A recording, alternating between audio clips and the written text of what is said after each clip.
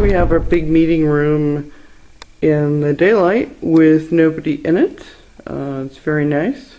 It's used a lot during the camp session if you see any of the pictures of camp. And there are the lovely views out the window, although it's foggy today. So we are lacking on views out the window, but just imagine you can see the mountains over there. And over here I noticed last night, here's a plaque about the former president of something to do with the French Postal Workers Union, probably dedicated to Jean. Millie. There is no typical room. Each one is different. However, here is one of many rooms that have bunk beds that are used for the kids, closets, desk, and various configurations of bunk beds. Each room sleeps 6 to 8 people. This is the nurse's station or infirmary that was reorganized yesterday. It's holding some extra supplies at the moment, but we have bed, sink, and a nicely organized supply cabinet over here. And there we go. Right next door, after I turn off the light, is the office or bureau. The office is one of the things that they were hoping to organize a little bit more. It doesn't look too bad at the moment. Here's the entry door that Pam painted and had a little help from Stephanie. Some nice plans and brochures on the wall. A poster about the Ardèche recent with the Montgomery de Jonc over here, illustrating that. Here's a painted dot.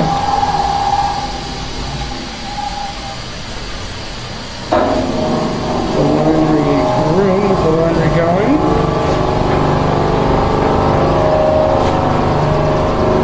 And more laundry folded over here.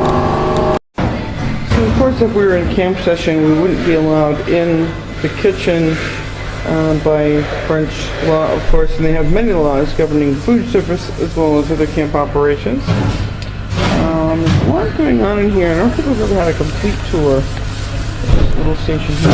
Enter. Of course, we've seen the dishwashing operation handled by Molly here. A lot of stoves, cook area. Over here is a very lovely pantry and storage room, nicely organized. And over here are the very gigantic freezer units. And here are the required temperature ranges for those units. So just off the kitchen, we have sort of a tool and prep area. At least that's what it's used for while we're here. They do a lot of painting prep in here. Tools over here. When they're not stolen, you might find them here. And there's another tool and supply room in here. Some nice colorful doors going on. The organization team may need to come in here sometime. I think they could use some help. Dolores may not. Then we start into some of the additional garages. Look, there's an old dryer. How about that? We carried one out last time we were here, but looks like there's another one that doesn't work.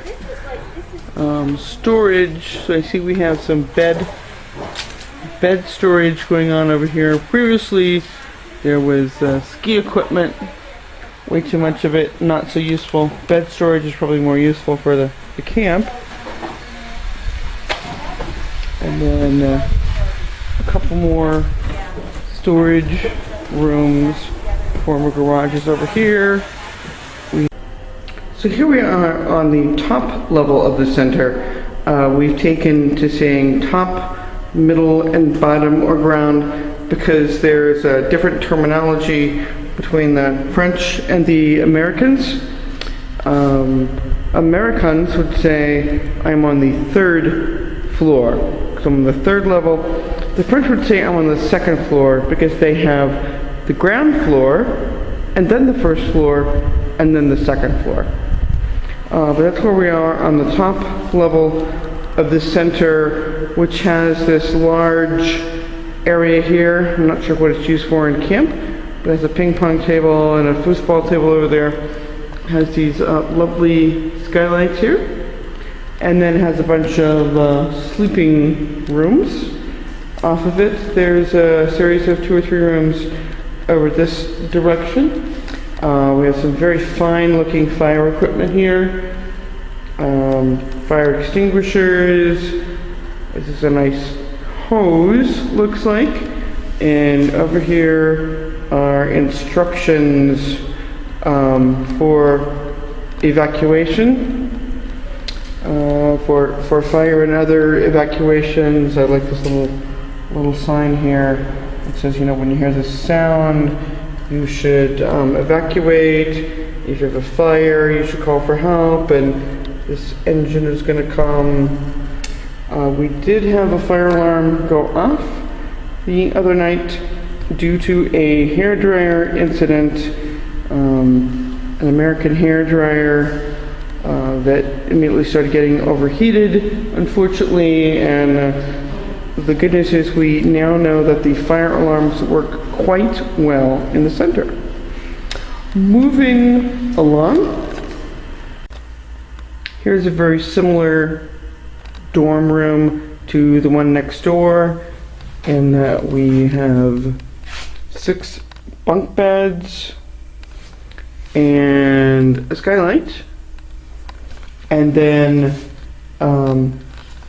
the private shower and lavatory facility that's common in many of the rooms. Since we're tiling over in the annex, I've looked a lot at the tile in here and noticed how nice it is. The postal workers union did a good job.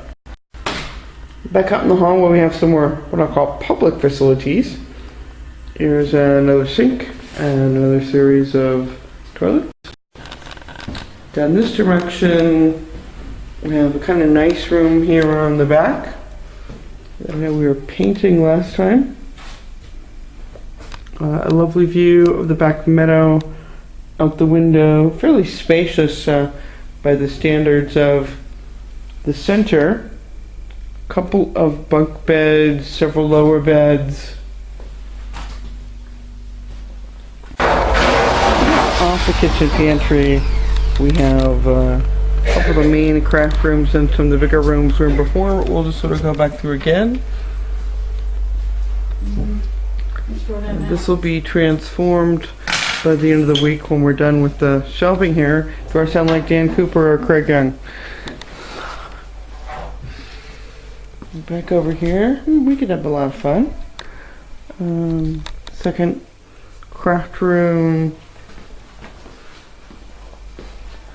Another meeting room, dining room that they use during camp.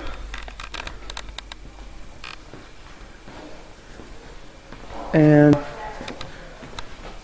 at the end, another storage room.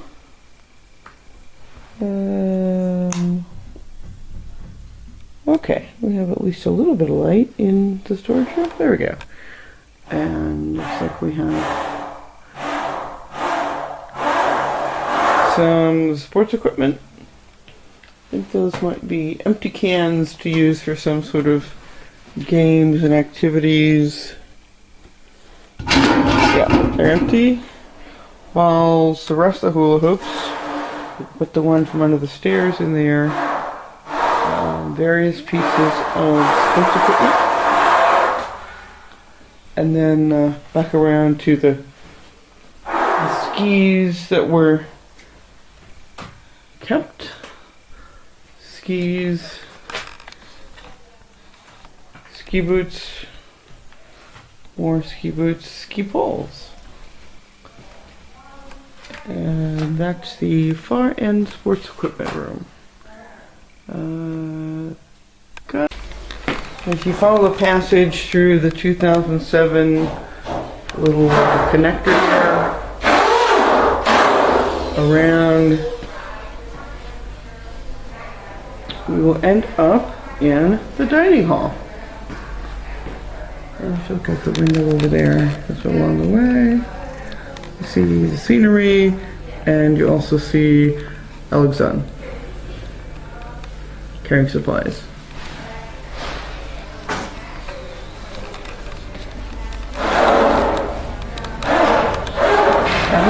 Here we are. The very lovely dining hall. We're between meals right now, so it's empty. Still a very nice place. Here's just a general view of the outside. Standing by the annex, a whole lot going on. The main building over here. The little addition.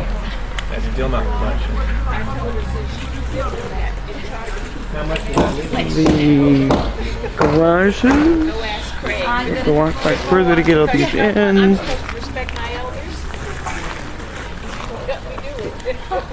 And the multiple garages, and then we start on the annex. And we had a whole lot going on our last trip here, and a whole lot going on again.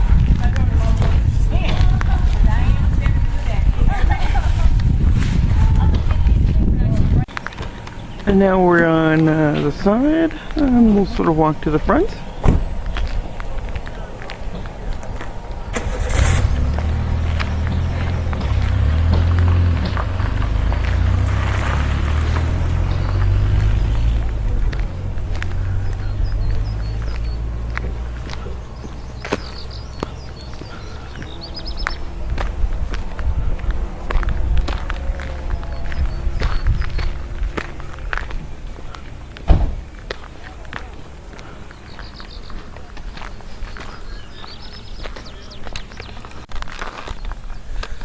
Now the fog is clearing up just a little bit, enough to see the beautiful white cows over there in the field.